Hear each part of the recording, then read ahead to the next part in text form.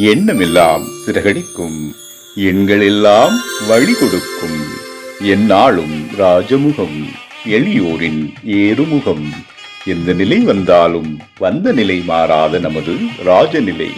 Rajanilai TV, channel of astrology.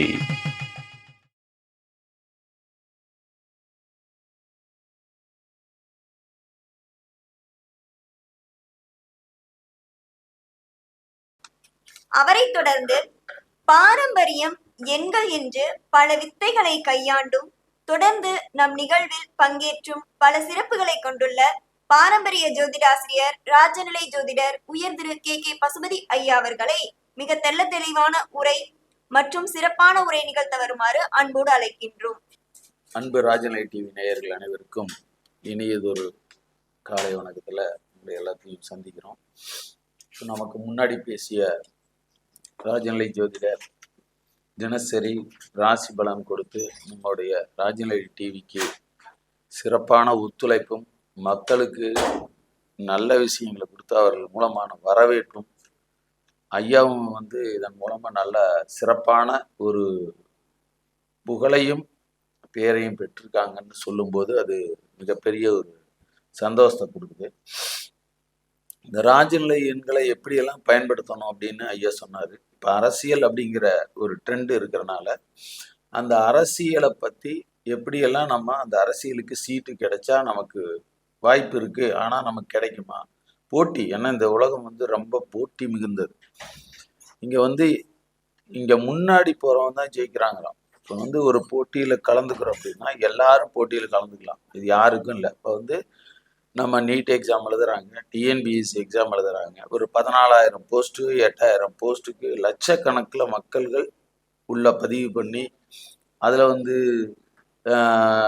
விண்ணப்பம் நிராகரித்து திரும்ப ஹால் டிக்கெட் நிராகரித்து திரும்ப அந்த எக்ஸாம் சென்டருக்குள்ளே போகும்போது நிராகரிக்கப்பட்டு அங்கே எழுதக்கூடிய அமைப்புக்கு வர்றது சில பேர், அந்த எழுதினாலும் அதில் வெற்றி பெறுவது சில பேர், அந்த வெற்றியிலும் முன்னாடி போறவங்க சில பேர்.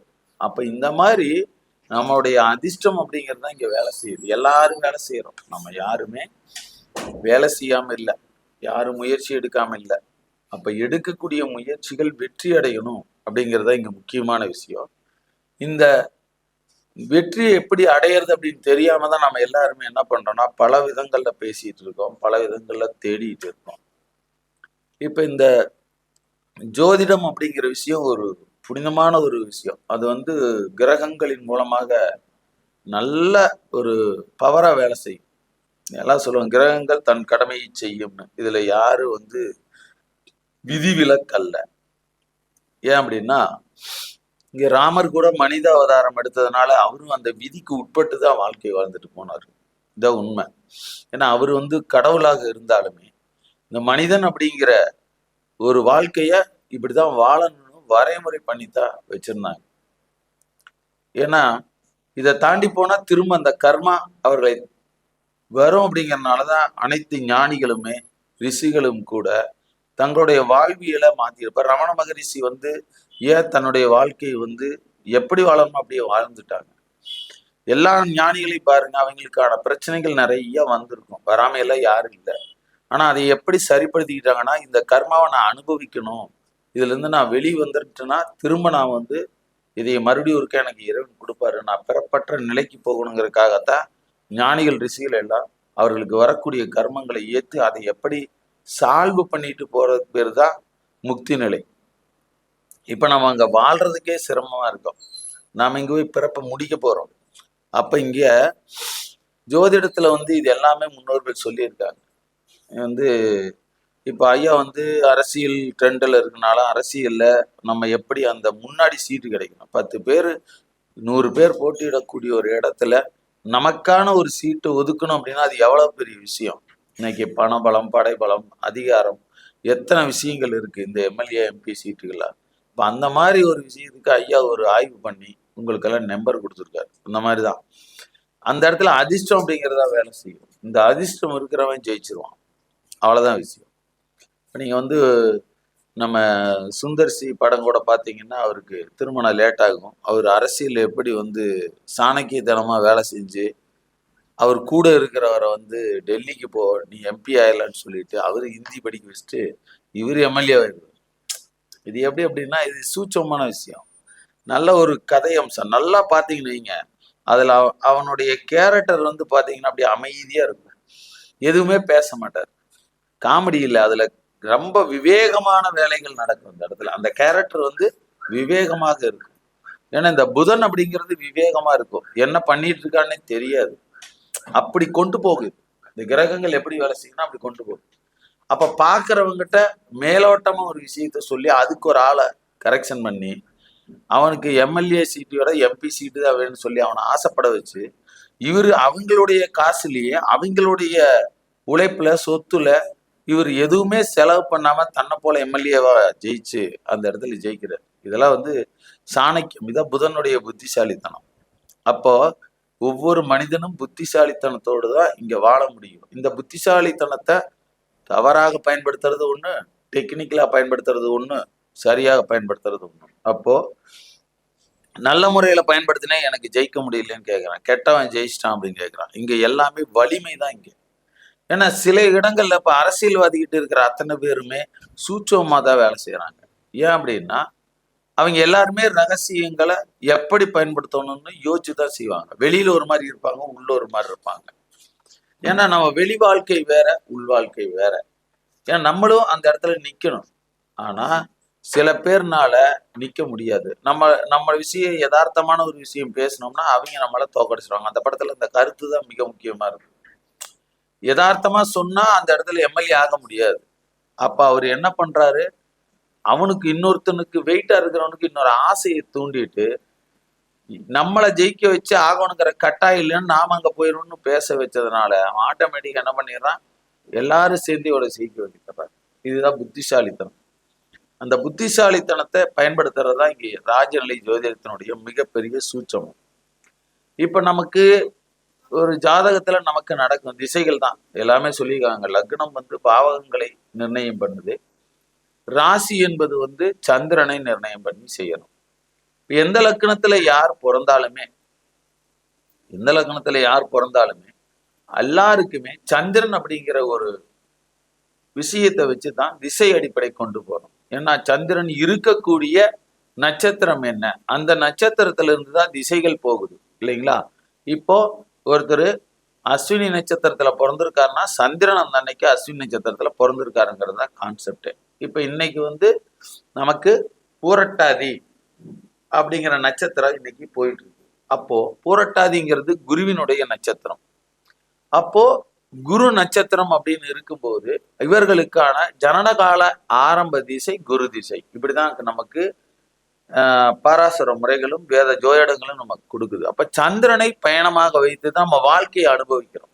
இவர் எந்த லக்னம் வேணாலும் இருக்கலாம். இன்னைக்கு பிறக்கிறீங்க 12 லக்னங்கள்ல எந்த லக்ன புள்ளி 108 பாதத்துல எதுல வேணாலும் ஒரு பிறக்கலாம். அவருடைய கர்மாவை வைத்து இது தீர்மானிக்கப்படுகிறது. ஆனால் சந்திரன் என்கின்ற நட்சத்திரம் இந்த பூரட்டாதி குருவினுடைய நட்சத்திரம் இருக்கிற வரைக்கும் இந்த நட்சத்திரம் இந்த திசைகள் தான் அவங்களுக்கு போகும்.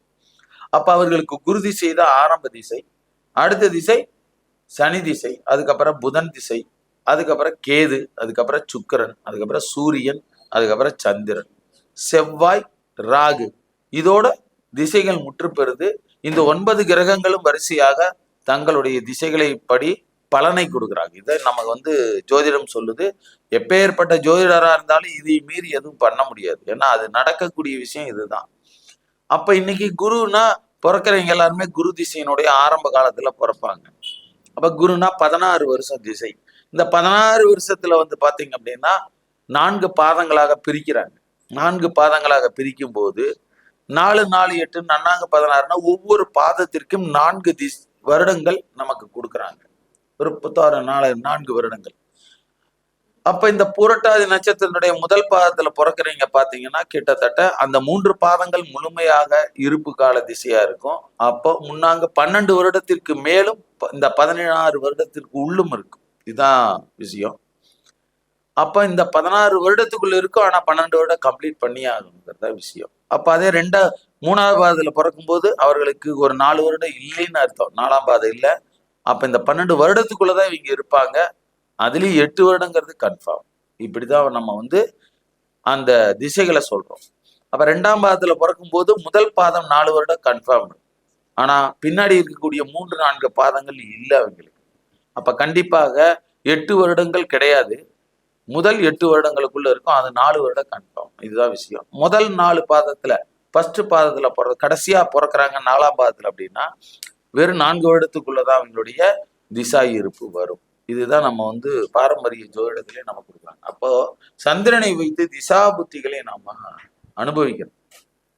அப்போ குரு திசை வருது, அவர்களுக்கு குரு திசையில திரும்பவும் 9 கிரகங்கள் புத்திகளாக வேலை செய்யுது.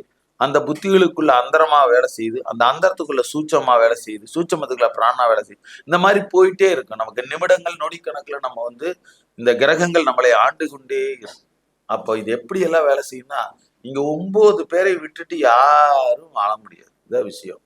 நமக்கு இந்த குரு அப்படிங்கிற ஒரு கேப்டனா இருப்பாரு, அவ்வளவுதான் விஷயம். அப்போ இந்த திசா நடத்துறவன் கேப்டனா இருக்காங்க. அதுக்கு அடுத்தது குருவுல குரு புத்தியே நடக்கும். அந்த குரு புத்தியில குரு அந்தரம் நடக்கும். குரு அந்தரத்துல குரு சூட்சம் நடக்கும். குரு சூட்சமத்துல குரு பிராணம் நடக்கும். இந்த மாதிரிதான் நமக்கான விஷயங்கள் கொடுக்குறாங்க. அப்போ நம்ம இந்த குரு திசை அப்படிங்கிறது எந்த லக்கணத்துல இன்னைக்கு பிறந்தாலுமே இந்த குரு திசை எல்லாருக்கும் நல்லா இருக்குமா? இதான் விஷயம். இந்த சந்திரன் போய் இருக்கக்கூடிய இடம் என்ன? இன்னைக்கு பூரட்டாதிங்கிறது போது கும்ப ராசியிலையும் மீன ராசியிலும் அவர் இருப்பார். அப்ப முதல்ல இருக்கும்போது 1, 2, 3 பாதங்கள் இருக்கிறனால கண்டிப்பாக எல்லாருமே கும்பராசியா இருப்பாங்க. அந்த கடைசி பாதம் சொல்லும் போது மட்டும்தான் மீன ராசியா மாறுறாங்க. அப்போ இங்க ராசி மாறும்போது ராசியின் தன்மை மாறும். அப்ப இந்த குரு திசை இவர்களுக்கு எப்படி இருக்கும்? லக்னம் மாறும்போது வாழ்க்கை மாறும். இந்த குரு எல்லாருக்கும் நல்லவர்னு தான் சொல்றோம். ஆனா அவரு இந்த ஜனன காலத்துல இன்னைக்கு இருக்கிறது வந்து பாத்தீங்கன்னா வக்ரமா இருக்காரு, இங்க கடகத்துல இருக்காரு. அப்ப இது எல்லாமே நமக்கான கான்ட்ரிபியூஷன் லக்னத்தை பொறுத்து பலன்கள் மாறும். அப்ப எல்லாருக்கும் குரு திசை நல்லா இருக்குமானா இருக்காது. நல்லவர் அப்படிங்கிறவர் எல்லாரும் நல்லா எல்லா இடத்துலயும் இருக்க முடியாதுங்க ஐயா. எல்லாருக்கும் நல்லவனா எப்படி வாழ்றது இல்லையா? குரு என்பவர் நல்லவர், அதனால அவர் திசை நல்லது தரும் நாம எப்படி சொல்ல முடியும்? ஏன்னா இங்க கடவுள் கூட நல்லவனாக இருக்க முடியல. இந்த உலகத்துல பிரபஞ்சங்கள் எல்லாமே நல்லா இருந்தாலுமே நாம பார்க்கக்கூடிய பார்வை இருக்கிற மாதிரி நம்ம கர்மத்திற்கு தகுந்த மாதிரி தான் அந்த பலன்கள் நமக்கு கிடைக்குது. 9 கிரகங்களுமே நமக்கு என்ன கர்மம், யாரின் மூலமான குற்றம் நமக்கு செய்திருக்கிறோமோ அந்த கிரகங்கள் பலனை தருவதில்லை. இதுதான் வந்து சூட்சமான விஷயம். இப்ப சூரியனுக்கு நாம கெடுதல் பண்ணியிருக்கோம் அப்படின்னா தகப்பனார் வழி சார்ந்தது, அரசு வழி, இந்த மாதிரியான சூரியன் காரகத்துவங்கள் நமக்கு கொடுத்துருக்காங்க. இது எல்லாமே நமக்கு மைனஸ் தான், கிடைக்காது. நம்ம பிறக்கும் போது தகப்பனார்ட்ட இருந்த நல்ல விஷயங்கள் கிடைக்காது, அவர்கிட்ட இருந்து சொத்துக்கள் கிடைக்காது, அவர்கிட்ட இருந்து நமக்கான குரோத் வழிகாட்டுதல் கிடைக்காது. எத்தனை பேர் தகப்பனார் இல்லாம இருக்காங்க, தகப்பனார் இருந்து குடிகாரனா இருக்காங்க. ஏன் அவர் வந்து அப்படி இருக்கணும்னு என்ன விதி? இதுதான் சொல்லுவாங்க, ஏன் அவன் குழந்தை பிறந்தோடனே எனக்கு இப்படி ஆயிடுச்சு. அதெல்லாம் அந்த விதிப்பயன் அங்க செயல்படுது. அப்போ ஒவ்வொரு கிரகத்திற்குமான தண்டனைகள் இங்க எல்லாருக்குமே கிடைக்கும். அடுத்தது வந்து பாத்தீங்கன்னா சந்திரன். இந்த சந்திரன் அப்படிங்கிறது வந்து அம்மா, பெண்கள், இந்த விஷயங்கள் எல்லாமே நீர் கிரகங்கள். சளி பிடிக்குது, சில பேர் சைனஸ் ப்ராப்ளத்துல இருக்காங்க. இதெல்லாம் ஏன் வருதுன்னா ஒன்றும் நோயா உருவாக்கும், இல்லைன்னா அவர்களுடைய தன்மையை குறைக்கும், இல்லைன்னா அது சார்ந்த விஷயங்களை இவங்களுக்கு அடிபடும், கிடைக்காது. அப்ப இந்த சந்திரனுக்கும் அம்மாவினுடைய பாசம் கிடைக்காது. அம்மாவே இருந்தாலும் அந்த நாய் உருப்படாதுன்னு சொல்லி அவ்வளவுதான் நமக்கு. ஆனா அவங்ககிட்ட போனி ஒரு பையனுக்கு ரோஸ்ட் போட்டு கொடுப்பாங்க, ஆனா நமக்கு மொத்தமா தோசை கிடைக்கும், இல்லைன்னா ஆறி போன தோசை, தீஞ்சு போன தோசை தான் நமக்கு வரும். அவங்க முயற்சி எடுத்தாலும் இங்க கிடைக்காது, ஏன்னா கர்மா வழிவிடாது. அப்ப தீஞ்சு போன தோசை தான் சாப்பிடணும் அம்மா கையில அப்படிங்கிறத விஷயம். ஏன்னா இது எல்லாமே கிரகங்கள் பண்ற லீலைகள் தான் அத்தனையுமே. அப்ப சந்திரன், அதுக்கு அடுத்து பாத்தீங்கன்னா செவ்வாய். செவ்வாய்ங்கிறது நம்மளுடைய வீடு, நிலம், நம்மளுடைய சகோதரங்கள், மெயினா ரத்த உறவுகள், நம்மளுடைய பிளட்டு, இது எல்லாமே வந்து சிக்கல் படும். நோய்வாய்ப்படுறோம், தீராத நோய்கள், வினைகள் வருது. இது எல்லா விஷயங்களும் இங்கதான் இருக்கு. அதனால ஒவ்வொரு கிரகமும் நமக்கான கர்ம வினைகளை தான் கொடுக்கும். அதே மாதிரி புதன். இப்ப நீங்க பாத்தீங்கன்னா செவ்வாய்னா நிறைய பேர் சொத்து பத்தோட வாழ்றாங்க, ஆனா வீட்டுல உறவுகள் இல்லாம வாழ்றாங்க. எப்படி? நிறைய பெரிய வீடு இருக்கு, அரண்மனை மாதிரி, ஆனா அங்க வேலை செய்யறதுக்கும் நமக்கு உதவி செய்வதற்கு ஆட்கள் கிடையாது. ஏன்னா இங்க வந்து உயிர் பொருள்ங்கிற காரகத்துவருக்கு நிறைய விஷயங்களை தடை பண்ணும். அப்ப அதுக்கடுத்து பாத்தீங்கன்னா செவ்வாய்க்கு அப்புறம் புதன். புதன் படிச்ச வேலைக்கு எத்தனை பேர் போறோம், நம்ம எத்தனை லைவ்ல பாக்குறோம். படிச்ச வேலை பண்ணாம வேற வேலை பண்ணிட்டு இருக்கோம். 4 வருஷம் டிகிரி படிக்கிறோம், டிப்ளமோ படிக்கிறோம், இன்ஜினியரிங் படிக்கிறோம். ரொம்ப கஷ்டப்பட்டு அந்த வாழ்க்கையை படிச்சு அந்த அந்த சர்டிஃபிகேட்டை வாங்கி வச்சுட்டு நான் அதுக்கு தகுந்த வேலை கிடைக்கல. கேட்டா கேம்பஸ் இன்டர்வியூ இல்லாத காலேஜ், இல்லைன்னா நாம போனா வேலை கிடைக்க மாட்டேங்குது. அதுக்கப்புறம் போய் வேற ஏதாவது கோர்ஸை படிச்சு 1 வருஷம் 6 மாசம் கஷ்டப்பட்டு இல்லை ஒருத்தர்கிட்ட வேலைக்கு போய் அந்த தொழிலை பண்ண வேண்டிய சூழ்நிலைக்கு வருது. இதெல்லாம் ஏன் மாமன்கார உறவுகள், இந்த புதன் அப்படிங்கிறது மாமன் உறவு, இது எல்லாமே வந்து மைனஸ் ஆகுது. அப்ப நம்ம நட்பு நண்பர்களும் அதுதான், காதல் அது இங்க தோக்குறதே மெயினா காதல். இந்த காலகட்டத்துல காதல் இல்லாத மனுஷன் யாருமே கிடையாது. இன்னைக்கு வந்து எல்லாரும் சொல்லிட்டாங்க, என்ன சொல்லிட்டாங்க, வயது கிடையாது, மனசுக்கு வயசு கிடையாது அப்படின்னு ஒரு விஷயம் சொல்லிட்டாங்க இப்போ. ஏன்னா அது அந்த காலத்துல இருந்தே இருக்கு. எந்த வயசுல வேணாலும் யாரு வேணாலும் அன்பு அப்படிங்கிற கான்செப்ட் தான், அன்பை செலுத்துவது தான். அப்ப அந்த காதல் இருக்கணும். காதல் ஜெயிக்கிறவன் ஜெயிச்சுட்டு தான் இருக்கான். 4 பேரை காதல் பண்றவன் நமக்கு ஒருத்தர் கிடைக்கல அப்படின்னு வருத்தப்படுறவனு இருக்கான் இல்லையா? நமக்கு இருக்கிற ஒருத்தி இல்லாம போயிட்டாலேன்னு வருத்தப்படுறவனு இருக்கான். அப்ப அந்த புதன் கிரகங்கள் நல்லா இருக்கு. திரும்ப வந்து பாத்தீங்கன்னா செவ்வாய் புதனுக்கு அப்புறம் நம்முடைய சுக்கிர பகவான், சுக்கிரன் தான் இந்த பெண்கள் அப்படிங்கிற ஒரு கான்செப்ட், சுகபோகம். இந்த உலகத்துல சுகபோகங்கள் அனைத்துமே சுக்கிரனால் தான் நாம வந்து அனுபவிக்கிறோம். இப்ப நாம இப்ப இன்னைக்கு ஒரு மீடியா பேசுறோம் அப்படின்னா நான் இந்த விஷயத்துல நின்று இன்னைக்கு நாம இந்த கருத்தரங்கத்தை தலைமை ஏற்கக்கூடிய ஒரு வாய்ப்பை இறைவன் கொடுத்துருக்காருன்னா அது எனக்கு ஒருவான கொடுப்பினை. இந்த சுக்கிரன், இந்த சுகத்தையும் நான் அனுபவிக்கணும் அப்படிங்கிறது தான். இப்ப நான் இங்க வந்து இந்த மீடியா மூலமா நான் உங்களுக்கு தெரியுறேன் அப்படின்னா இதை நான் அனுபவிக்கிறேன். இதை எப்படி எனக்கு கொடுத்தாங்க அப்படின்னா எனக்கு அந்த விஷயங்கள் கிடைக்கணும்னு இருக்கு. இந்த கிரகம் எனக்கு ஒத்துழைப்பு கொடுத்தாதான் நான் இன்னைக்கு பேச முடியும். இந்த கருத்துக்களையும் நான் உங்களுக்கு கொடுக்க முடியும். இந்த கர்மா எல்லாருக்கும் போகணும்னு அது என்ன எழுதியிருக்காரோ அதான் நான் பேசவும் முடியும். நான் பேசுறதெல்லாம் வந்து உங்களுக்கான விதியை இன்னைக்கான கான்செப்ட், அவ்வளவுதான் விஷயம். அப்ப அந்த சுக்கிரன் அப்படிங்கிற சுகபோகம், எல்லா சுகபோகமுமே A to Z, அவ்வளவுதான்.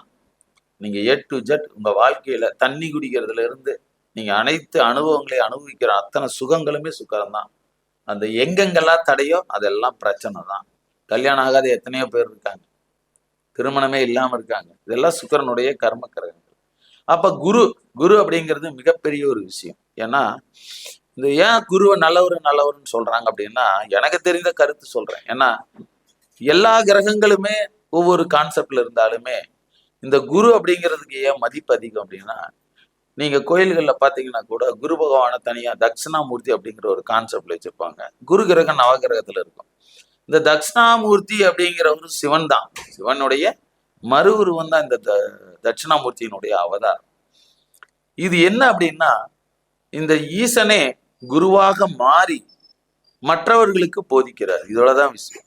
அப்போ இங்க எந்தெந்த தெய்வங்களாக இருந்தாலுமே எல்லாருமே கர்மாவை அனுபவிக்கணும்னு தான் சொன்னாங்களே ஒழிஞ்சு, ராமனை எடுத்துங்க, நம்மளுடைய அர்ஜுனரை எடுத்துங்க, நீங்க யாரா இருந்தாலும் குரு இல்லாத கல்வி இன்னைக்கு என்னைக்கு சிறக்காது. ஏன் சொல்றேன்னா இன்னைக்கு ஜோதிடம் வந்து பாத்தீங்கன்னா எல்லாருமே படிக்கிறோம். எல்லாம் இன்னைக்கு யூடியூப்ல இருந்து, சேனல்ல இருந்து, புக்ல இருந்து எது கிடைக்காத பகுதி இல்லை. ஒரு விஷயத்தை எடுத்தீங்கன்னா கிட்டத்தட்ட 100 விஷயம் அதை பற்றி கிடைக்குது இன்னைக்கு எல்லாருக்கும் கூகுள்ல, யூடியூப்ல. ஆனா அதுல எது சரி தப்புன்னு யாருக்கும் தெரியல. இப்ப இன்னைக்கு குழப்பமே அதுதான். இந்த ஜோதிடம் சரி எல்லாமே ஒரு மாத்திரம் சரி எதுவா இருந்தாலும் நம்ம சர்ச் பண்றோம். ஆனா அதுல குழப்பங்கள் நிறைய வருது. எது சரின்னு நம்மளால முடிவெடுக்க முடியல. அப்ப இங்க இதுதான் தெளிவு அப்படிங்கிற ஒரு விஷயம் குருநாதர். இந்த குருநாதர் வந்து தெளிவானதுக்கு அப்புறம் தான் சொல்லுவாரு. இதுதான் சரின்னு சொல்லும் போதுதான் இந்த குருவுக்கான மதிப்பே அங்க கிடைக்குது. கல்வி மாதா பிதானாலும் திரும்ப குரு மூலமாகத்தான் ஒரு அரசனாகவே ஆனாலும் அந்த காலத்துல இருந்து புராண கதையில இருந்து எல்லாருமே இன்னைக்கு வரைக்கும் நாம அம்மா அப்பா கிட்ட இருந்து பிறந்தாலும் திரும்ப கல்வியை எங்க கொண்டு போய் கத்துக்கிறோம், ஒரு ஆசிரியர் குருவிடம் தான். அப்ப அந்த குருவுக்கு அவ்வளவு மிகப்பெரிய ஒரு வலிமை உண்டு. இன்னொரு விஷயம் என்ன அப்படின்னா குரு தெய்வமே அப்பதான். இந்த தெய்வம்ங்கிறத யாரு காட்டுறான்னா குரு தான் காட்ட முடியும். நீங்க தெய்வத்தை போய் கோயில்ல வழிபடலாம், ஆனா அந்த கோயில வழிபடுவதற்கான முறைன்னு ஒண்ணு இருக்கு இல்லையா? இந்த தெய்வத்தை இப்ப இந்த அன்னைக்கு போய் வழிபடு அப்படின்னு நம்ம சொல்றோம். அப்போ பெருமாளை எப்ப வழிபடணும், சிவனை எப்ப வழிபடணும், அம்பாளை எப்ப வழிபடணும், பிரித்யங்கரா தேவி எப்ப வழிபடணும், துர்கா தேவி எப்ப வழிபடணும், மகாலட்சுமி எப்ப வழிபடணும், சரஸ்வதி தேவி எப்படி, இது எல்லாமே குருவின் மூலமாக நமக்கு தெரியும். அப்போ இந்த குரு அப்படிங்கிறது மிகப்பெரிய ஒரு விஷயம்னா நன்மைங்கிறது இதுதான். குரு எல்லாருக்கும் நல்லது நினைக்கிறனாலதான் நல்லவர்னு சொல்றோமா ஒழிஞ்சு அவரு நல்லவரே, எல்லாத்தையும் சொல்லுவார், செய்வார். ஆனா அதற்கான கொடுப்பினை நமக்கு வேணும் இல்லையா? எத்தனை பேர் குரு கிடைக்காம இன்னைக்கு எல்லாரும் யூடியூப்ல ஜோதிடம் பார்க்குறோம், படிக்கிறோம். ஆனா எதுவுமே பிடிபடல. எல்லாம் ஆன்லைன்ல படிக்கிறோம், ஒரு பைசா பிரயோஜனம் இல்லை. ஜோதிடம் தெரியல, பலன் சொல்ல தெரியலன்னா நாம இத்தனை விஷயம் பண்றோம், தேடி தேடி படிக்கிறோம். அப்ப நல்ல குருவே முதல்ல கிடைக்கல. இங்க குருங்கிறது கெட்டு போச்சு, குரு ஸ்தானம் கெட்டு போச்சு. குரு, நல்ல குரு யாரு கெட்ட குரு யாருன்னு தெரியாத அளவுக்கு எல்லாருமே குருவாயிட்டாங்க. ஏன்னா குருங்கிறது பெரும்பணம், மதிப்பு, மரியாதையை கொடுக்கக்கூடிய ஒரு விஷயம். இந்த குருவுக்கு இன்னொரு சிறப்பு அம்சம் இறைவனை கொடுத்தது என்னன்னா, இறைவனால் கூட தீர்க்க முடியாத ஒரு மனிதனின் கர்ம வாழ்வினை குரு தீர்ப்பார் அப்படிங்கிறது தான். அதனாலதான் அந்த காலத்துல இருந்து குரு பக்தி அப்படிங்கிறது ஒண்ணு இருந்தது. எங்க போனாலும் குரு கிட்ட ஆசீர்வாதம் வாங்கணும். மூத்தோர்கள் அப்படின்னு சொன்னாங்க, குருவுங்கிறதுக்கு பொதுவா தான் மூத்தோர்கள் அப்படின்னு சொன்னாங்க. பெரியவங்களை பார்த்தா ஆசீர்வாதம்னா குரு என்பவர் பெரியவங்க, வயதில் மூத்தவர்கள் அப்படின்னு சொன்னாங்க. அப்போ குரு என்பவர் தான் ஆசீர்வாதம் பண்ணாருன்னா நம்முடைய கர்ம வினைகள் கழியும். அதனாலதான் நித்யானந்த பீடத்துல குருவா ஏத்துக்கிறோம். அவர் யாருங்கிறத நாம பார்க்க கூடாது. அவர்கிட்ட இருந்து நமக்கு ஒரு விஷயம் கிடைச்சதுன்னா நாம குருவா ஏத்து அவர்கிட்ட இருந்து நம்ம கர்ம வினையை தீர்த்துக்கணுமா ஒழிஞ்சிட்டு, இன்னைக்கு எல்லாரும் என்ன பண்ணா, குரு எப்படி இருக்கிறான், இவன் யோக்கியனா, இவன் நமக்கு சொல்ற அளவுக்கு வந்துட்டான் அப்படின்னு நினைக்கிறனாலதான் நம்ம கர்ம வினைகள் தேர மாட்டேங்குது. அவ்வளவுதான். நதி மூலம் ரிஷி மூலம் பார்க்க கூடாதுன்னு சொல்லுவாங்க. இது என்ன விஷயம்னா, ஒருத்தர் சொல்லக்கூடிய விஷயம் நல்லதா இருந்தா எடுத்துக்கங்க, நல்லதா இல்லைன்னா விட்டுறலாம், அவ்வளவுதான். அவன் அதை சொல்வதற்கு தகுதியானவனான்னு பார்க்கும்போது அந்த நல்லதும் சேர்ந்து உனக்கே கிடைக்காம போயிடும். இப்ப நான் சில விஷயங்கள் சொல்றேன், நான் நல்லவனா கெட்டவனா நான் ஆராய்ச்சி பண்ணா நமக்கு கிடைக்காது. நமக்கான நல்ல விஷயம் நமக்கு கிடைக்குதா ஏதோ ஒரு இடத்துல இருந்து, அப்படித்தான் எடுத்துக்கணும். இப்ப நான் நிறைய பேத்துக்கு நிறைய குருமார்களோட நானும் பயணம் பண்றேன். இன்னைக்கு பாத்தீங்கன்னா நம்ம ஜோதிட இந்த கருத்தரங்கம் பிளஸ் வந்து பாத்தீங்கன்னா நம்ம ராஜநிலை டிவி சேனல்ல ஏகப்பட்ட குருமார்கள் வந்து பேசுறாங்க.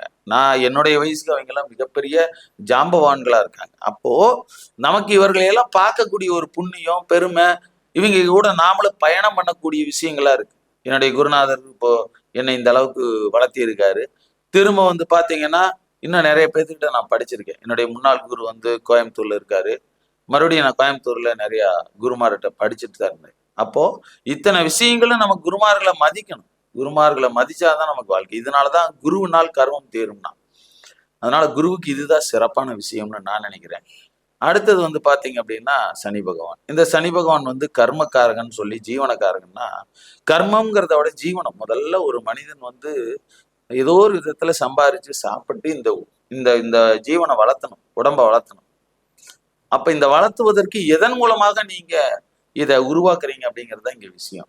திருடி சம்பாதிக்கலாம், பிச்சை எடுத்து சம்பாதிக்கலாம், நம்ம ஜோதிடம் பார்த்து சம்பாதிக்கிறோம், தொழில் செய்து சம்பாதிக்கிறோம், அடுத்தவனை அடிச்சு பொழைச்சு சம்பாதிக்கிறோம், அரசியல்வாதி சம்பாதிக்கிறோம். சம்பாதிக்கிறது தான் இங்க விஷயம். சம்பாதிக்காம இந்த உலகம், இந்த இந்த இந்த ஜீவன் ஒரு ஒரு ஒரு ஒரு கர்மா வாழ முடியாது. அப்போ இத்தனை விஷயங்கள் என்ன கொடுக்கும், நாம ஏதோ ஒரு விஷயத்த இந்த ஜீவனம் பண்ணுவதற்கு நாம சம்பாதிச்சுதான் ஆகணும். இப்ப இந்த சனி பகவான் என்பவர் தொழில், உத்தியோகம், ஜீவனம், கர்மம், நம்மளுடைய அடுத்த பிறப்புக்கான விஷயம், நாம என்ன புண்ணியமா பாவம் பண்ணமா அப்படிங்கிறதுக்கான விஷயங்கள் எல்லாத்தையுமே இந்த சனி பகவான் தான் கொடுக்குறாரு. அப்ப இந்த கர்மத்தை நிர்ணயம் பண்ணி தான் நம்ம விதியை உருவாக்குறாரு. விதியெல்லாம் நாம எப்படி பயன்படுத்தணுங்கிறதுக்காகத்தான் இந்த கிரகங்கள் வேலை செய்யுது. இதுல ராகு கேதுக்கள் அப்படிங்கிறது முன்னோர்களாக வச்சிருக்காங்க. முற்பிறப்பு டிஎன்ஏ கனெக்டிவிட்டியே ராகு கேதுக்கள் தான். இந்த ராகு கேதுக்களுக்கு கிரகங்கள் இல்லைன்னாலும் இது என்ன சொல்லியிருக்காங்கன்னா ஜெனட்டிக் அப்படின்றோம், டிஎன்ஏ கனெக்டிவிட்டி. அப்போ ஒரு மரபணு அப்படிங்கிறது இந்த ராகு கேதுக்கள் மட்டும்தான். இந்த ராகு கேதுக்களினுடைய மரபணு மூலமா தான் இந்த மற்ற 7 கிரகங்களும் வேலை செய்யும். ஏன்னா இந்த ராகு கேதுக்கள் தாய் வழி வர்க்கமும் தந்தை வழி வர்க்கமாகவும் மாறி இந்த 7 கிரகங்களும் அவர்கள் என்ன கொடுக்குறாங்க, அவங்களுடைய பரம்பரை சார்ந்த விஷயங்களை கொடுக்கும். நோய் நொடிகளா இருந்தாலும் சரி, அதிர்ஷ்டமாக இருந்தாலும் சரி, சொத்துக்களா இருந்தாலும் சரி, சகோதரம், எல்லாத்தையும் இப்படிதான் கொடுக்கும். இந்த ராகு கேதுக்குள் அனைத்தும் அடக்கம். இதான் உண்மை. சரிங்களா? இப்போ இந்த திசா புத்திகள் நடக்கிற வழியில நம்ம ஜனனத்தினுடைய வாழ்க்கையை நம்ம வாழ்றோம். அப்ப இன்னைக்கு குரு திசை, குரு புத்தி நடக்குது. அடுத்தது குரு திசையில சனி புத்தி வரும், அதுக்கப்புறம் புதன் புத்தி வரும், அதுக்கப்புறம் கேது புத்தி வரும், சுக்கிரன் புத்தி வரும், சூரியன், சந்திரன், செவ்வாய், ராகுன்னு அந்த திசை முடிவடையும். அப்ப இந்த 16 வருடங்களில் 9 நவகிரகங்களுமே வழி நடத்தும். குருவினுடைய 16 வருட திசையை 9 கிரகங்களுக்கும் பங்களித்து அந்த 9 கிரகங்களுமே அதன் மூலமாக வழிநடத்தி செய்யறாங்க. அப்ப இது வழிநடத்தி நமக்கு இந்த திசை 16 வருடம் எப்படி இருக்குங்கிறதா நம்ம வாழ்வியல்ல எல்லாருக்கும் ஒரு திசையை கடக்கும் போது வரும். இந்த குரு திசைக்கு அப்புறம் திரும்பவும் நமக்கு சனி திசையே வரும். அப்போ இந்த மாதிரி திசைகளை அனுபவிக்கத்தான் நம்ம பலன்களை அனுபவிக்கிறோம். இப்ப இதுல நமக்கு ஒரு குரு திசையில குரு புத்தி முடிஞ்சு, குரு திசையில ராகு புத்தி சனி புத்தி வந்துருச்சு. இப்ப குருவும் சனியும் சரியில்லாம ஒரு ஜாதகத்துல இருக்கு அப்படின்னா இதை நம்ம பிரம்மகத்தி தோஷம்னு சில பேர் சொல்லுவாங்க. அதாவது சனி வீட்டுல குரு இருக்கக்கூடாது, குரு வீட்டுல சனி இருக்கக்கூடாது, குரு பார்க்கக்கூடாது, சனி பார்க்கக்கூடாது, சனி நட்சத்திரம் வாங்கக்கூடாது, குரு நட்சத்திரம் வாங்கக்கூடாது. இந்த மாதிரி பல விஷயங்களா இருக்கு. இப்போ குரு நல்லவர்னு சொல்லிட்டாங்க, ஆனா சனி நட்சத்திரம் வாங்கினா பிரம்மகத்தி தோஷங்கிறா. ஏன்னா இங்க கர்மங்கள் என்னங்கிறத விளக்குது. இவ்வளவுதான் இந்த ஜாதகம். இப்ப இது எப்படி நாம வாழ்றது? இந்த குரு சனி புத்தியில் நான் எப்படி வாழ்றது? குருவினுடைய திசையில சனி புத்தி எப்படி கிடக்கிறது? சனி புத்தியில சனி திசையில குரு புத்தி எப்படி கிடக்கிறது? இல்ல இவர் எத்தனாம் பாவத்துல நமக்கு இருக்காரு, அவர் எத்தனாம் இடத்துல இருக்காரு, யாரை பாக்குறாரு, நமக்கு என்ன விஷயத்த தடுப்பாரு, என்ன கொடுப்பாரு, எப்படி பண்றது? அப்போ இந்த இடங்கள்ல தான் நாம சிக்கல்களை சொல்றோம். இப்ப பாத்தீங்கன்னா குருனா நமக்கு 3ஆம் நம்பர் கொடுத்துருக்காங்க இல்லைங்களா? எண்கள்ல 3ஆம் நம்பர். இந்த 3 அப்படிங்கிற போது நமக்கு சனி பகவான் என்ன வர்றாரு? 8ஆம் நம்பரா கொடுக்குறோம். இப்போ குருவுல சனி புத்தி போகுது. இப்போ 38ன்னு வச்சுக்கலாங்களா? குரு திசையில சனி புத்தி 3, 8, இது 38ஆ இருக்கு. இந்த 38 சிறப்பான வேலையை செய்யாது. ஏன்னா குருவுல சனி புத்தி சிக்கல் தான், பிரச்சனை தான். இதை நாம் எப்படி மாத்தலாம்னா இந்த ராஜ நிலைகளின் மூலமாக நாம என்ன பண்றோம் அப்படின்னா, இது ஏன் சொல்ல வரேன்னா இந்த ராஜநிலைகள்ல திசாபுத்தியை இயக்குவதை பத்தி தான் இப்ப பேசிட்டு இருக்கேன். இதெல்லாம் சூட்சமான விஷயம், நான் ஓரலா சொல்றேன். இப்ப இந்த 38ங்கிற எண்ணு தான் இங்க ஓடிட்டு இருக்கு, கரெக்டுங்களா? குரு சனி, குரு திசையில சனி புத்தி போயிட்டு இருக்கு. அப்போ 38. அப்ப இந்த 38 இவருக்கு சரியா இருந்தா தானே வாழ்க்கை நல்லா இருக்கும். அது சரி வராது. அப்ப இவர் என்ன பண்ண முடியும்? 2 வருஷம் 3 வருஷம் திசைக்கு புத்திகளை எப்படி இவர் கடந்து அடுத்த புத்திக்கு போறது? புதன் புத்தி அடுத்து வருதுன்னு வைங்க. அடுத்தது 3 புதனுக்கான எண் போடும்போது உங்களுக்கு 5, இங்க 35ஆ மாறும். அப்ப இப்போ அவர் சனியிலிருந்து புதனுக்கு வந்தா நல்லா இருக்குன்னு நினைக்கிறாருன்னு வைங்க. ஆனா அந்த புதன் திசை இந்த சனி திசை புத்தியை கடந்துதான் வரணும். குருவுல சனி திசை கடந்து. இப்ப இதை இங்க என்ன பண்றோம் அப்படின்னா, இங்க மத்தியமமா தான் ஓடும். 38 பிரச்சனை தான், இந்த 83ஆ இருந்தாலும் பிரச்சனை தான். இங்க ரெண்டுமே சரி வராது. இதனாலதான் குரு சனி இதை தோஷம்ட்டான். 38 ஆகாது, 83 ஆகாது. இதான் உண்மை. ஏன்னா இந்த 83 பிரச்சனை தான், ஒன்னும் பெருசா டெவலப் இருக்காது, உங்களால எதுவுமே பண்ண முடியாது. குரு திசை சனி புத்தியில யாரும் அவ்வளவு டாப்புக்கு போயிருக்க முடியாது. ஏன்னா இங்க ரெண்டுமே பிரச்சனை தான். 38ஆ இருந்தாலும் ஓகே தான், 83ஆ இருந்தாலும் சிரமம் தான். அப்போ இந்த வாழ்க்கை சிக்கலா இருக்கு. இதுல இருந்து எப்படி வெளிப்படுறதுன்னா, நாம அதுல இருந்து மைல்டா தான் வெளிவர முடியும். இந்த மாதிரி இடத்துல சிக்கிக்கிட்டீங்கன்னா உங்களை எங்கேயுமே இயக்காது. முதல்ல உங்க கர்மங்கள் என்ன பண்ணுனா, நீங்க யாரையும் தொடர்பு கொள்ளவே முடியாது. இதை அனுபவிக்கணும்னு வச்சிருவாங்க. ஏன்னா இதெல்லாம் கர்ம கிரகம்னு ஒரு கான்செப்ட் இருக்கு. குரு சனி ராகு கேது இதெல்லாம் நீங்க வலிமையான விஷயம்.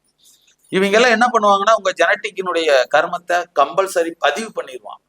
இதை நீ அனுபவிக்காம இந்த வாழ்க்கையே வாழ முடியாது அப்படின்னு. அதனால நீங்க சில ஜாதகம் நம்ம கேட்கறாங்க, இப்ப நம்ம லைவ்ல கேட்கறாங்க, எப்ப மாறி ஏன்னா இன்னைக்குன்னா நாளைக்கு மாறுமா, நாளைக்கு இதெல்லாம் அனுபவிக்கணுங்கிற விஷயம். சில கர்மங்களே நம்ம அனுபவிச்சுதாகணும். இதை அனுபவிச்சுட்டீங்கன்னு வைங்க, அடுத்த பிளஸ் கிடைக்கும். இவ்வளவுதான் விஷயம். அப்போ இது கெட்ட விஷயம் அல்ல, நாம் முன் செய்த கர்ம வினை. அப்ப அந்த கர்ம வினையை தீர்க்கறதுக்கு தான் இந்த பிறவி. அப்ப தீர்த்ததுக்கு அப்புறம் நல்ல விஷயம் கிடைக்கும். அப்ப இதைய சூட்சமா எண்கள்ல நாம கொண்டு வருவோம். இதையவே இப்போ சந்திரன் குரு, நீங்க சந்திர திசையில குரு புத்தி நடக்குது.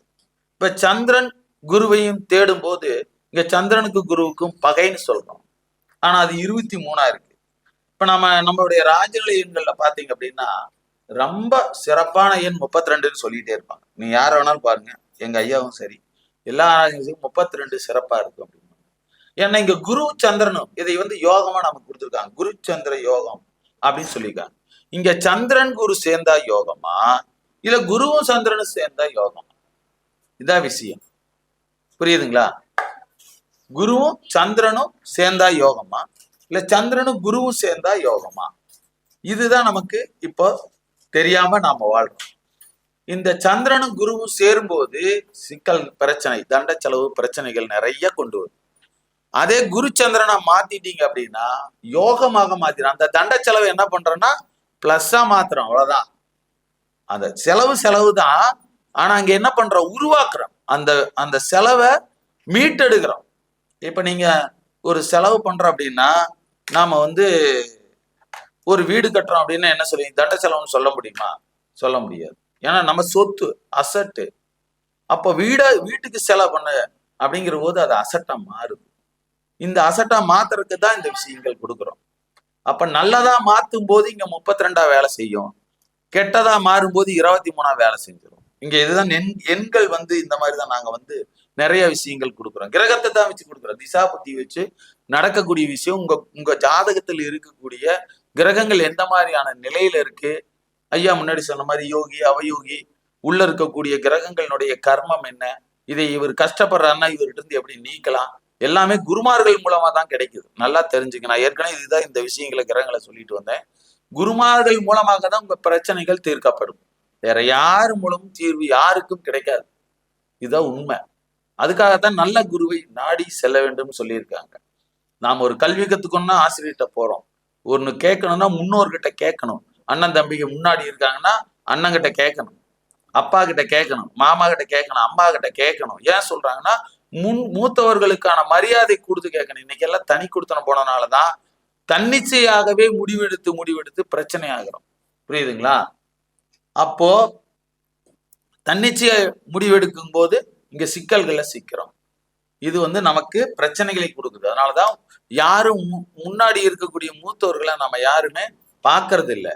அப்போ அதனால நாமளா இதைய பயன்படுத்தி நம்மளுக்கா தெரிஞ்ச விஷயங்களை பயன்படுத்த சிக்கல்கள் உருவாயிருது. அதனால நாம இந்த குரு மூலமாகவோ முன்னோர்கள்கிட்ட கேட்டோ அந்த விஷயத்தை தெளிவுபடுத்தாம வாழ்றோம்.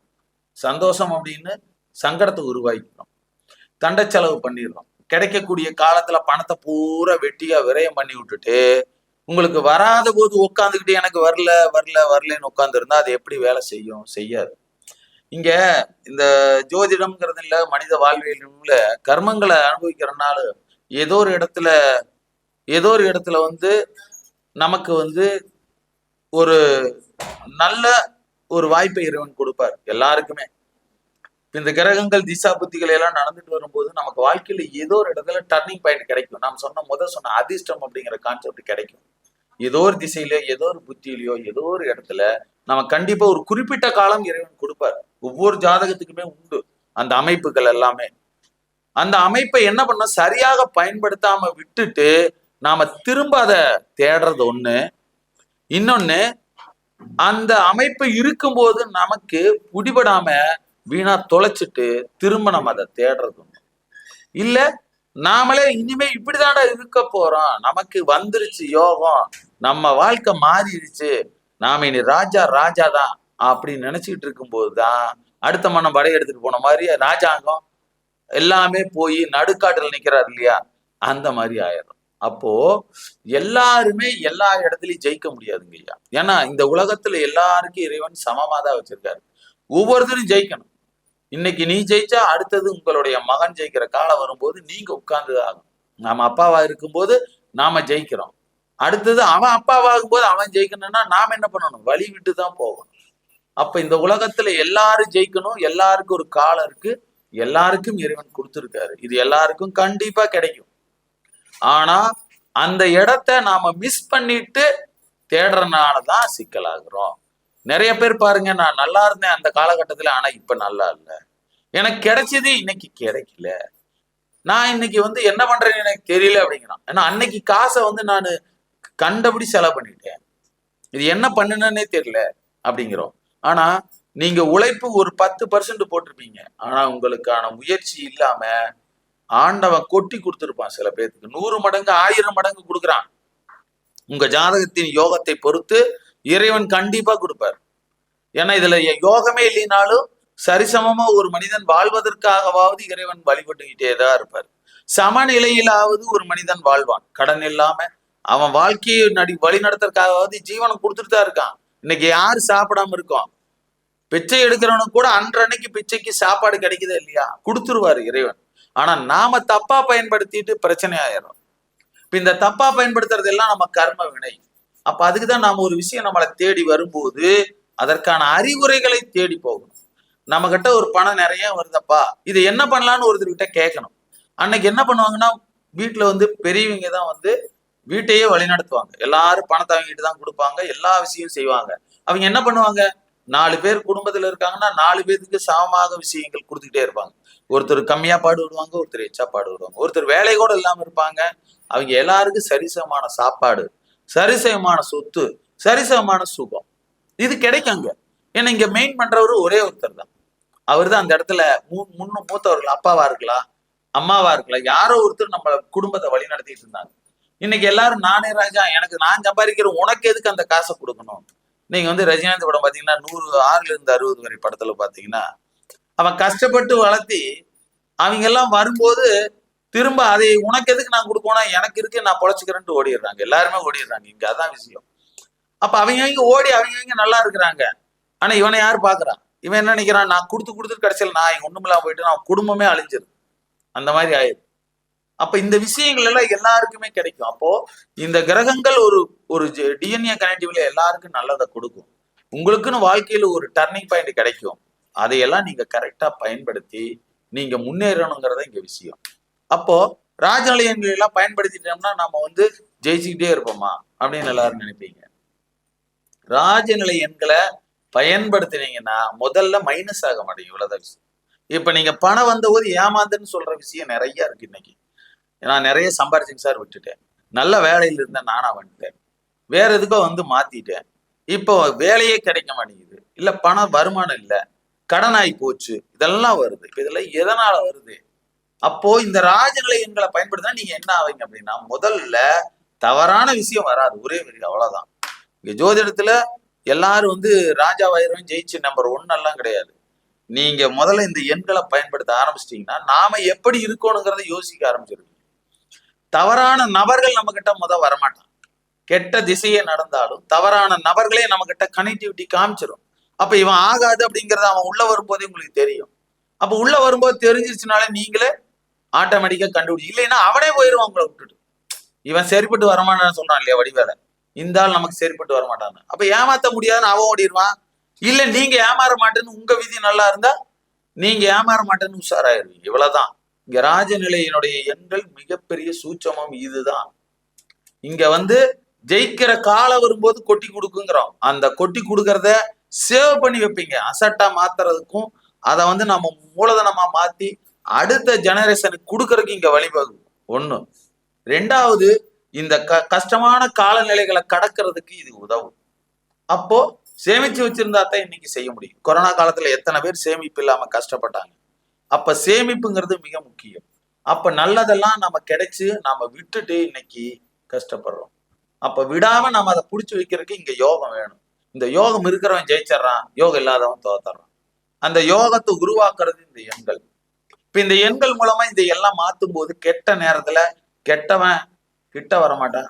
நமக்கான கர்ம வினைகளை நாமளே சுகமா அனுபவிச்சுட்டு வெளியே வந்துடலாம். இல்லைன்னா ஒருத்தங்கிட்ட சிக்கி கடனாகி அவமானப்பட்டு அசிங்கப்பட்டு எத்தனை பேர் பிரச்சனை ஆகுறாங்க, வெட்டு குத்துக்கு போறாங்க, போலீஸ் ஸ்டேஷன் போறாங்க.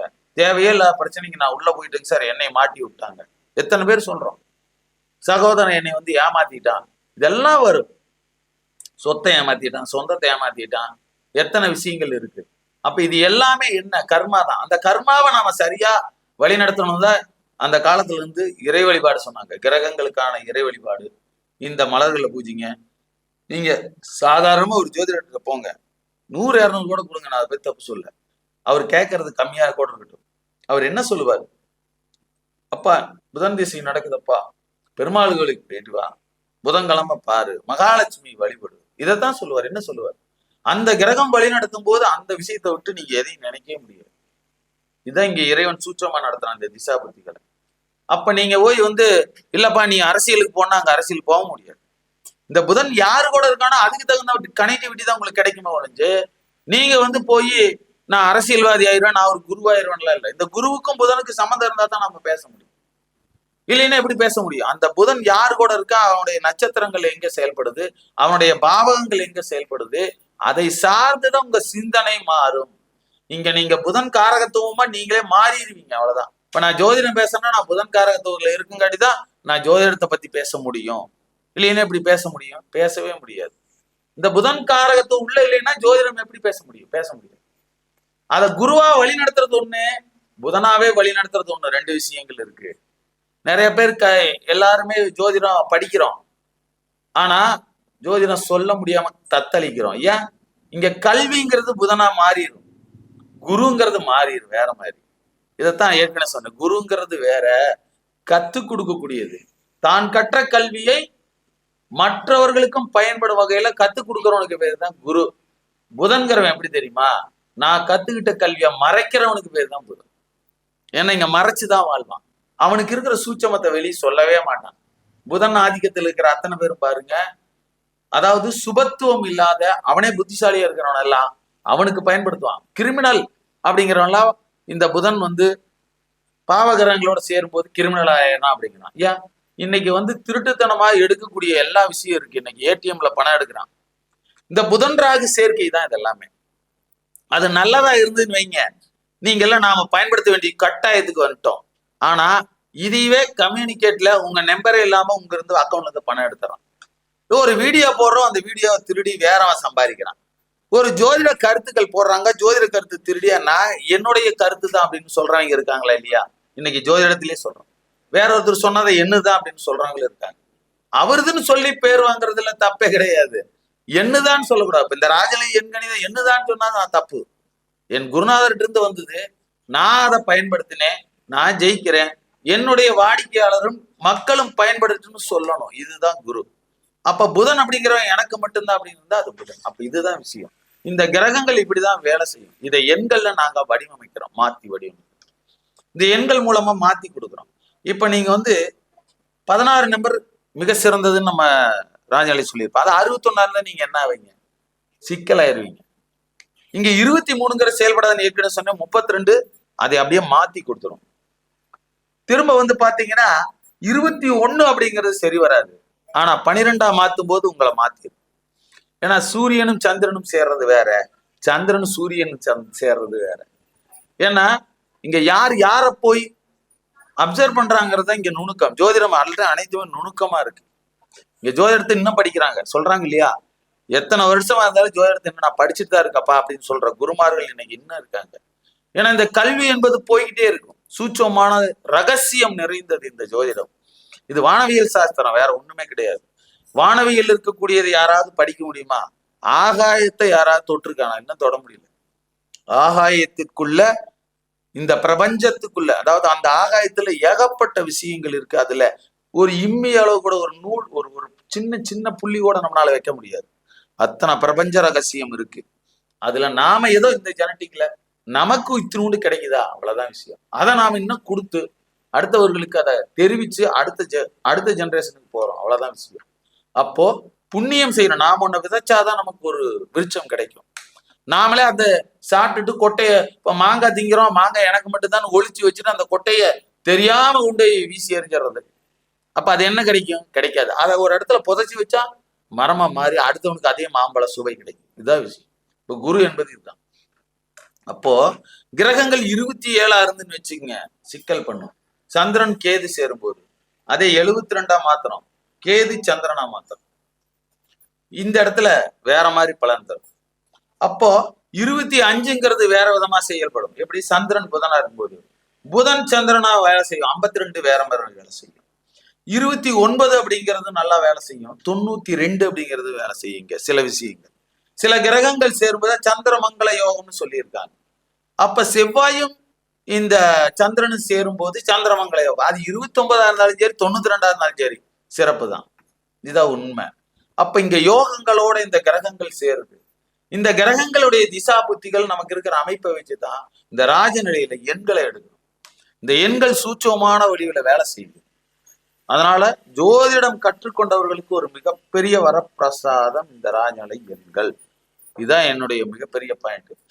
நடக்கக்கூடிய திசா புத்தியை நம்ம கடக்கிறதுக்கு நம்மளுடைய யோகமான கிரகங்கள் எது, எந்த கிரகங்கள் நமக்கு தவறா இருக்குதோ அதையெல்லாம் நாம சரிப்படுத்தி நம்மளுடைய போன் நம்பர்ல இதை கொண்டு வர்றதும், நம்மளுடைய பின் நம்பர்ல கொண்டு வர்றதும், நம்மளுடைய வீட்டின் நம்பர்களை அமைக்கிறதும், பிளஸ் வண்டி நம்பர்ல நாம இதை பயன்படுத்துறது, கார் நம்பர்ல பயன்படுத்துறது, இந்த மாதிரி நமக்கு யோகமான ஒரு விஷயம் இருக்கு. இப்ப எல்லாருக்கும் எல்லா நம்பரும் செட் ஆகுமானா செட் ஆகாது. அப்போ நம்ம ஜாதகத்துக்கு நான் தான் சொன்னேன், ஒவ்வொரு கிரகமும் ஒவ்வொருத்தருக்கும் ஒரு விஷயம் கொடுக்கும். நமக்கான ஒரு கிரகம் எது, நம்மளை மீட்டு கொண்டு வரக்கூடிய கிரகம் எது, அதற்கான எண்களை எப்படி வடிவமைக்கணும். இப்ப நான் சொன்னேன், குருவே நல்லவர் தான் உங்களுக்குனாலும் எப்படி வடிவமைக்கணும்னு ஒரு விஷயம் இருக்கு. 23 வடிவமைச்சீங்கன்னா மாட்டிக்குவீங்க, 32 வடிவமைக்கணும். இதுதான் இங்க விஷயம். அப்போ ஒவ்வொரு கிரகத்தையும் நாம எப்படி உங்க ஜாதகத்துக்கு தகுந்த மாதிரி வடிவமைக்கணுமோ அந்த மாதிரி வடிவமைச்சு கொடுக்கறது தான் இந்த இடத்துல ஜெயிக்கக்கூடிய விஷயம். அப்ப கிரகங்கள் எல்லாருக்கும் கர்மத்தை கொடுத்தே தீருங்கிறது தான் உண்மை. பிளஸ் மைனஸ் எல்லாத்துக்கும் நம்ம கிட்டே நானும் நல்லவன் கெட்டவன் தான் சொல்ல முடியும். எல்லா இடத்துலையும் நான் நல்லவனாவே நடிக்க முடியாது. எல்லா மனிதனுமே எல்லா இடங்களிலும் கெட்டவனாகவும் நல்லவனாக தான் இருப்பான்.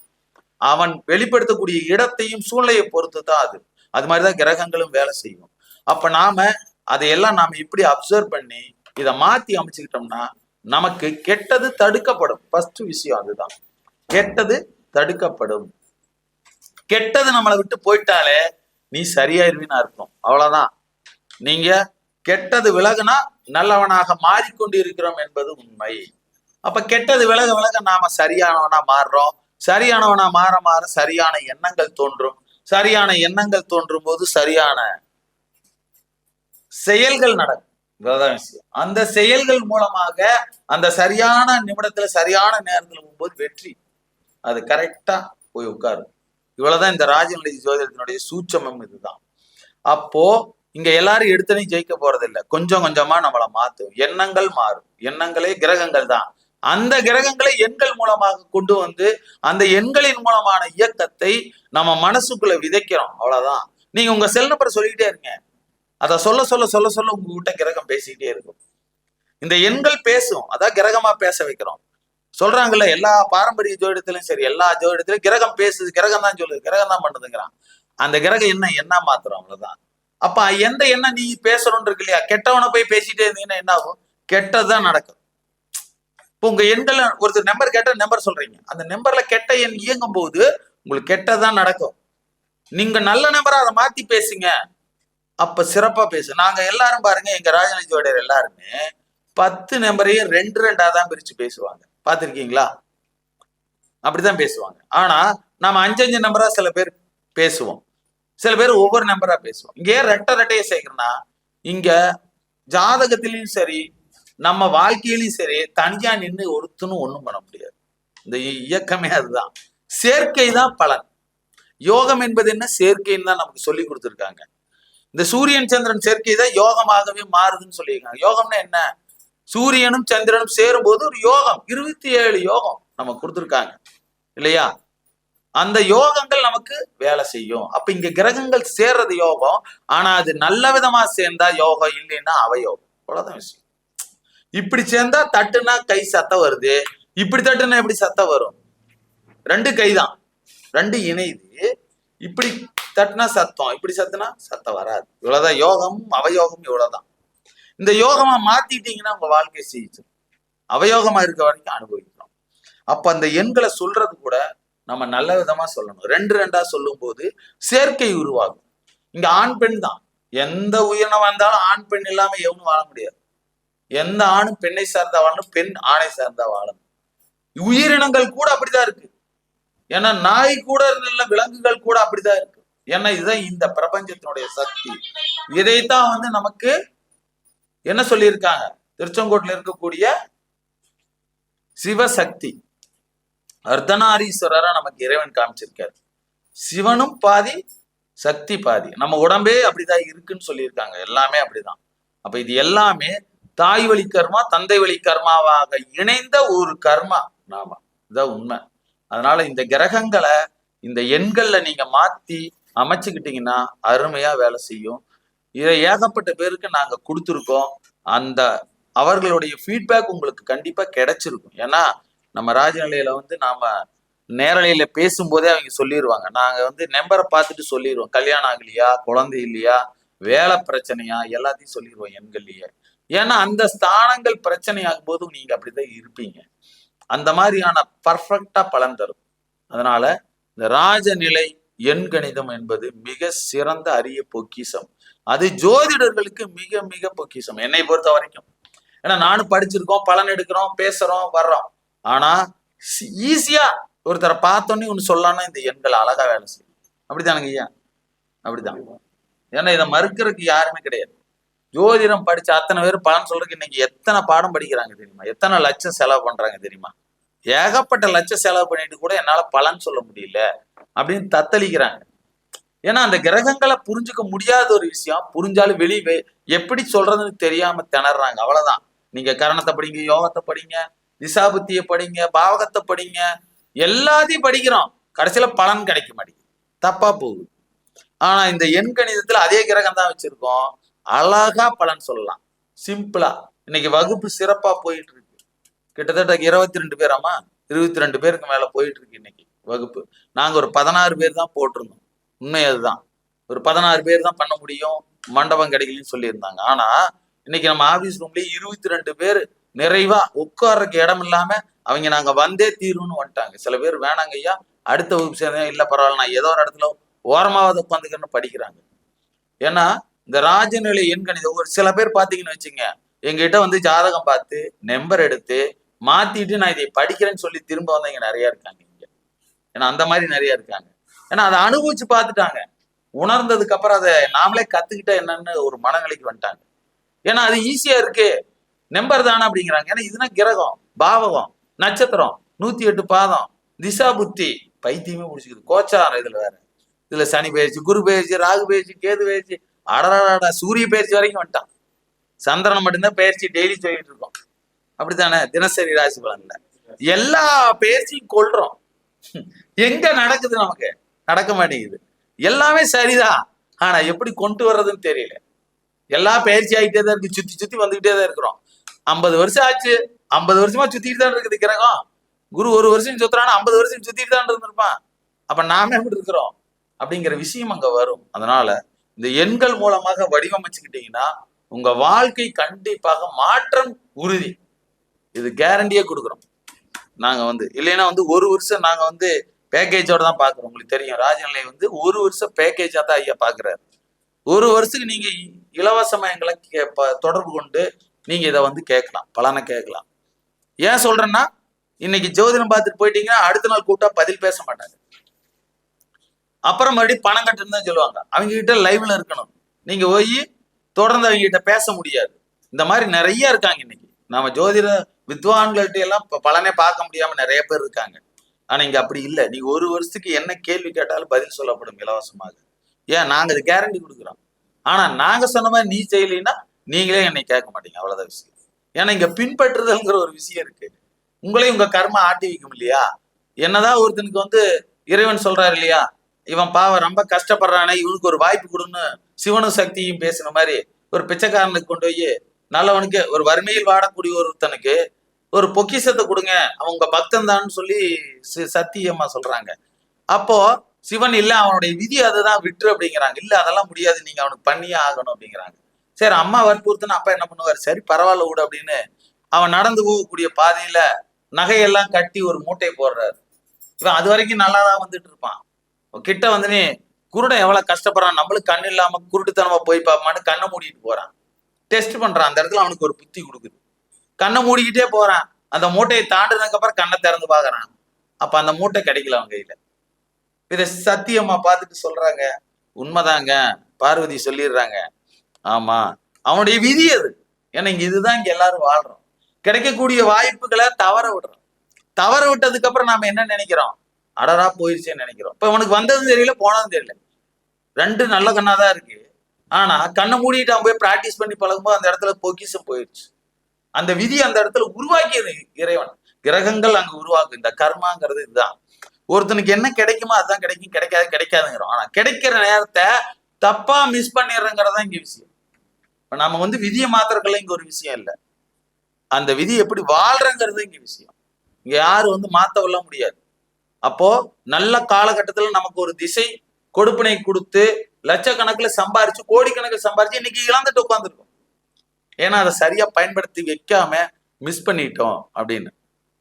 நிறைய பேர் சொல்லலாம், நான் வந்து 25 வருஷம் இந்த ஊர்ல தான் இருக்கேன், அங்கெல்லாம் ஒருத்தன் கூட என்ன உடக்கா முட்டு விடாத காடு, இன்னைக்கு எவனோ வந்து அவனெல்லாம் சம்பாதிச்சு போயிட்டாங்க. ஏன் இவன் வாங்கி வைக்க வேண்டியதான்?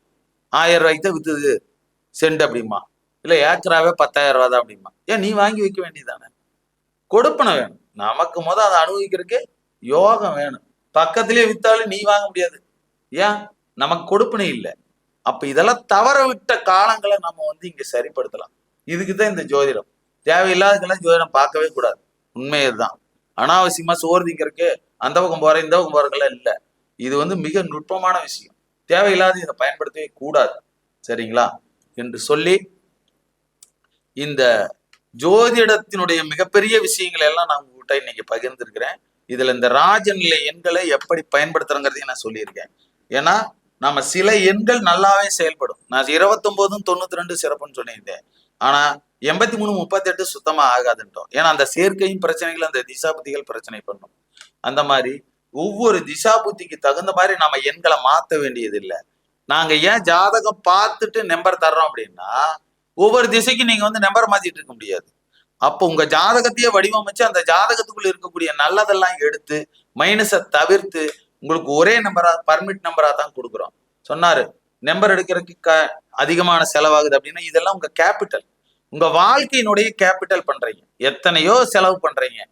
ஆனா இன்னைக்கு எண்கள் எடுக்கிறதுக்கு நம்ம யோசிக்கிறாங்க சில பேர். ஏன்னா இது நீங்க வாழ்க்கை ஊரை யூஸ் பண்றீங்க. இப்ப 20 வருஷம் 10 வருஷம் வச்சிருக்க நம்பர்லாம் வச்சிருக்கீங்க. நல்லா இருக்கிறவன் தான் நல்லா இருக்க, நல்லா இல்லாதவன் என்ன பண்றான்?